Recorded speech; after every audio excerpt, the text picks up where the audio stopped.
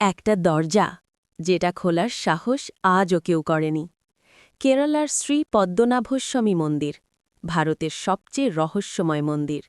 ২০১১ সালে একটি মামলার পর ভারতের সুপ্রিম কোর্ট অব ইন্ডিয়া আদেশ দেয় মন্দিরের গুপ্ত ভল্টগুলো খুলে সম্পদের হিসেব নিতে হবে। জুন-জুলাই ২০১১ এক এক করে খুলতে শুরু হয় লোহার ভারী দরজা। ভল্ট খুলতেই সোনার পাহাড়, হাজার বছরের পুরনো অলংকার, হীরে, রত্ন, সোনার মূর্তি, যার মূল্য কয়েক লক্ষ কোটি টাকা বলে অনুমান। কিন্তু তারপর আসে ভল্ট বি। এই দরজায় নেই কোনো তালা, শুধু দুটি ভয়ঙ্কর সাপের খোদাই করা প্রতীক। বিশ্বাস করা হয় এটি নাগবন্ধনে সিল করা, বিশেষ মন্ত্র ছাড়া খোলা অমঙ্গলজনক।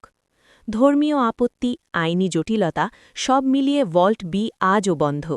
২০২০ সালে সুপ্রিম কোর্ট জানায় ব্যবস্থাপনা ট্রাভেনকোর রাজপরিবারের হাতে থাকবে এবং এই ভল্ট নিয়ে সতর্কতা বজায় রাখতে হবে।